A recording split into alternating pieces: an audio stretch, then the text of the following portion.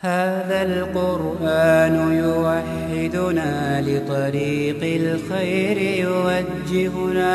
الله تعالى أنزله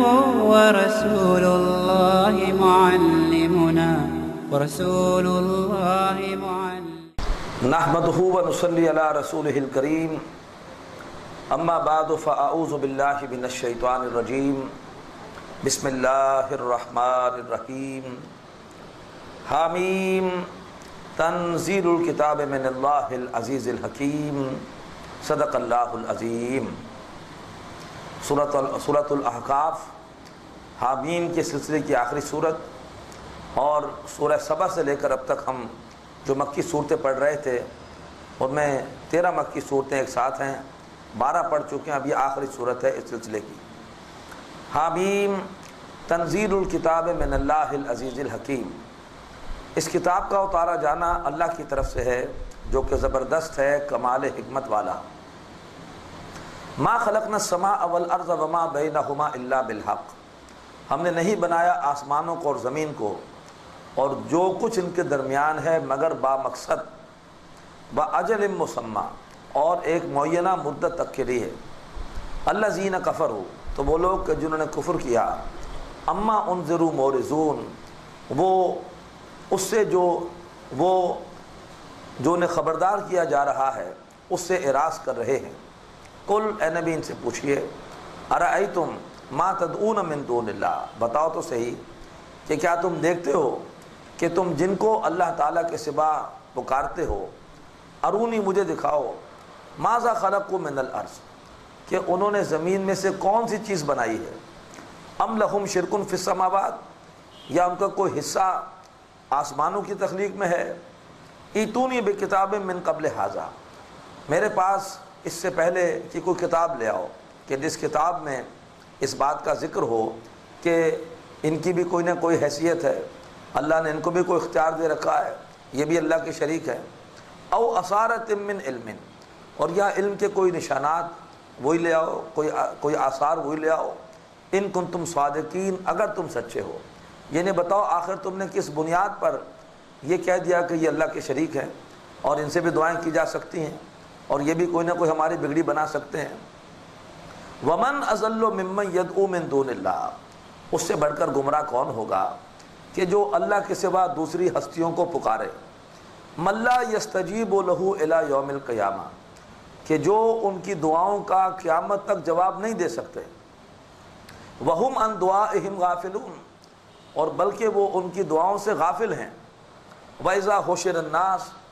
اور جس دن لوگ جمع ہوں گے یعنی روز قیامت، كَانُوا لَهُمْ أَعْدَاءَ، تو وہ ان کے دشمن ہوں گے۔ حضرت علی رضی اللہ تعالیٰ عنہ کہیں گے کہ بھئی تمہیں کس نے یہ سبق دیا تھا، تمہیں کس نے یہ تصور دیا تھا کہ تم میرے ساتھ ظلم کرو اور مجھے تم اللہ کے ساتھ پکارنا شروع کر دو۔ اسی طریقے پر جو بھی نیک بندے ہیں کہ جن کو بھی اللہ کے سوا پکارا جاتا ہے، وہ زندگی بھر لوگوں کو توحید کی تعلیم دیتے رہے، اور بدقسمتی سے ان کے جاواد لوگوں نے انہی کو اللہ کا شریک ٹھہرا دیا۔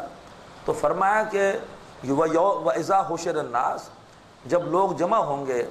كَانُوا لَهُمْ أَعْدَاءَ، تو وہ ان کے دشمن ہوں گے، وَكَانُوا بِعِبَادَتِهِمْ كَافِرِينَ، اور وہ ان کی عبادت کا انکار کریں گے۔ شیخ عبد القادر جیلانی رحمۃ اللہ علیہ، وہ امام حنبل رحمۃ اللہ علیہ کے مسلک پر تھے، انتہائی سخت توحید کے اوپر کاربن۔ ان کا معمول یہ تھا کہ وہ چاند کی 10 تاریخ کو بغداد میں ظہر کی نماز کے بعد ایک وعظ ارشاد فرماتے تھے، اور ان کے وعظ میں بڑی تاثیر تھی، اور دور دور سے لوگ ان کے وعظ میں شرکت کے لیے آتے تھے، یہاں تک روایات میں آتا ہے کہ لوگ روتے تھے، اور بعض بڑے بڑے مجرم ڈاکو وہ بھی ان کی محفل میں شریک ہونے کے بعد وہاں سے توبہ کر کے اٹھتے تھے، اور چونکہ وہ وعظ ان کا بڑا طویل ہوتا تھا،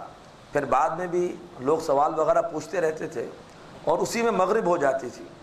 تو رات پھر ان کی خانقاہ میں ایک قیام کا انتظام ہوتا تھا، اور وہاں پر لوگ رکتے تھے، رات کو ان کے لیے لنگر ہوتا تھا، کھانا کھاتے تھے، اور صبح پھر وہ وہاں سے روانہ ہو جاتے تھے۔ چونکہ دن ہوتا تھا 10ویں کا، رات ہوتی تھی 11ویں، وہیں سے 11ویں کا تصور نکلا ہے، لیکن آج بدقسمتی سے نہ واعظ و نصیحت ہے، نہ لوگوں کو توبہ کی دعوت ہے، لیکن یہ کہ 11ویں کو ہم نے وہ صورت دے دی جیسے یہ واقعتاً کوئی ایسا مذہبی تہوار ہے کہ جس کا ذکر قرآن یا حدیث میں ہے، حالانکہ اس کا اصل تصور یہ ہے کہ واعظ و نصیحت کے بعد 11ویں رات کو جو لوگ وہاں ٹھہرتے تھے مسافر، ان کے لیے پھر کھانے کا اہتمام ہوتا تھا، لیکن ہم نے اسے بعد میں کیا شکل دے دی۔ لیکن اگر ان کی تعلیمات کو دیکھا جائے تو ان کی تعلیمات میں خالص توحید ہے، بلکہ وہ توحید کے حوالے سے انتہائی سخت ہیں۔ اسی طرح سے آپ عبادات کے حوالے سے، عمل کے حوالے سے وہ انتہائی سخت ہیں۔ ان کا موقف تو یہ ہے کہ اگر کوئی بے نمازی ہے اور وہ بغیر توبہ کے مر جائے تو اس کو قبرستان میں مسلمانوں کے دفن کرنا جائز نہیں، بلکہ اس کی لاش کو کسی گھڑے میں پھینک دیا جائے۔ لیکن آج ہم ان کا نام لیتے ہیں اور ان سے ہم دعائیں کرتے ہیں، انہیں پکارتے ہیں، لیکن ہم نمازوں سے غافل ہیں۔ فرمایا وَإِذَا تُتْلَىٰ عَلَيْهِمْ آيَاتُنَا بَيِّنَاتٍ، اور جب ان پر ہماری واضح آیتیں پڑھی جاتی ہیں، قَالَ الَّذِينَ كَفَرُوا لِلْحَقِّ لَمَّا جَاءَهُمْ، تو کہتے ہیں وہ لوگ کہ جنہوں نے کفر کیا حق کے بارے میں جب کہ وہ ان کے پاس آیا، هَذَا سِحْرٌ مُبِينٌ، کہ یہ تو کھلا جادو ہے۔ ام یقولوا نفترا، کیا وہ کہتے ہیں کہ اس قرآن کو محمد نے خود سے بنا لیا ہے؟ قل ان افتریتہ فلا تملکون لی من اللہ شیئا، اے نبی فرما دیجئے کہ اگر میں نے یہ قرآن مجید خود سے بنایا ہے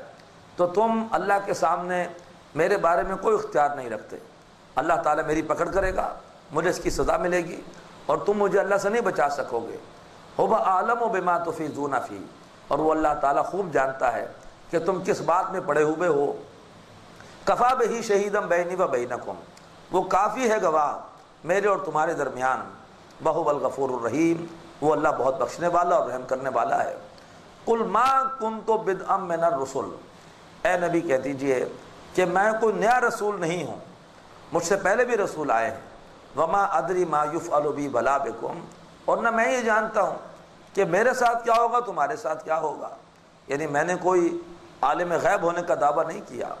ان اتبع الا ما یوحى الی، میں پیروی نہیں کرتا مگر اس کلام کی جو میری طرف وحی کیا جاتا ہے۔ وما انا الا نذیر مبین، اور میں نہیں ہوں مگر صاف صاف خبردار کرنے والا۔ قل ارأیتم، اس آیت کے حوالے سے خاصی ایک مشکل تھی کہ اس آیت میں ذکر ہے ایک ایسی ہستی کا کہ جو مدینے میں اسلام لائے تھے، عبداللہ بن سلام رضی اللہ تعالیٰ عنہ، یہودی عالم دین، اور یہ سورت مکی ہے، تو خاصی اس حوالے سے ایک پریشانی تھی کہ ہے مکی سورت لیکن ذکر ہو رہا ہے واقعے کا جو کہ مدینے میں ہوا ہے۔ یہ گرہ کھولی الاتقان میں حفظ جو ہے وہ علامہ جلال الدین سیوطی نے رحمۃ اللہ علیہ، انہوں نے لسٹ دی ہے کہ کون کون سی مکی صورتوں میں اللہ تعالیٰ نے مدنی آیات کو شامل کروایا۔ تو سورت مکی ہے لیکن اب جو ہم آیت پڑھنے جا رہے ہیں یہ مدنی ہے۔ تو بعض اوقات ایسا بھی ہوا ہے قرآن مجید میں کہ جیسے سورہ بقرہ کی آخری 2 آیتیں مکی ہیں، وہ معراج کی شب ملی اللہ کے رسول کو، لیکن ہیں مدنی صورت میں سورہ بقرہ میں، مکی آیتیں مدنی صورت میں ہیں۔ اسی طرح سے انہوں نے الاتقان فی علوم القرآن میں قرآن مجید کے حوالے سے 80 علوم کا انہوں نے اس میں تعارف کرایا ہے۔ اللہ تعالیٰ ان کو اس کا اجر عطا فرمائے، اور اسی میں انہوں نے لسٹ دی ہے کہ کون کون سی مدنی آیتیں ہیں جو مکی صورتوں میں ہیں۔ تو اب یہ جو آیت ہم پڑھ رہے ہیں آیت نمبر 10، یہ ہے مدنی آیت لیکن اس کو مکی صورت میں شامل کیا گیا۔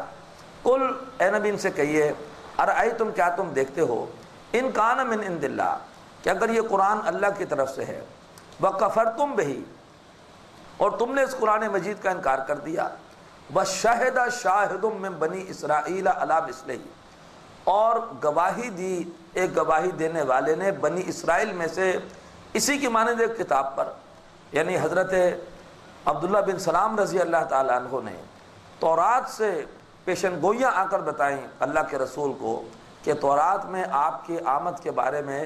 یہ پیشن گوئیاں موجود ہیں۔ حالانکہ تورات تحریف شدہ، لیکن اس کے باوجود اس میں وہ پیشن گوئیاں پھر بھی موجود تھیں۔ تو فرمایا کہ گواہی دی ہے ایک گواہ نے بنی اسرائیل میں سے اسی کی مانند ایک کتاب پر، علی مثلہ ہی، مثل سے مراد یہاں پر تورات ہے، جس طرح قرآن اللہ کا کلام ہے، تورات بھی اللہ کی کتاب ہے۔ تو گواہی دی ایک گواہی دینے والے نے بنی اسرائیل میں سے اسی قرآن جیسی ایک کتاب پر، فآمنا، پھر وہ ایمان لے آئے، واستکبرتم، اور اے مکے والو تم تکبر کر رہے ہو، ان اللہ لا یہدی القوم الظالمین، بے شک اللہ تعالیٰ ظالم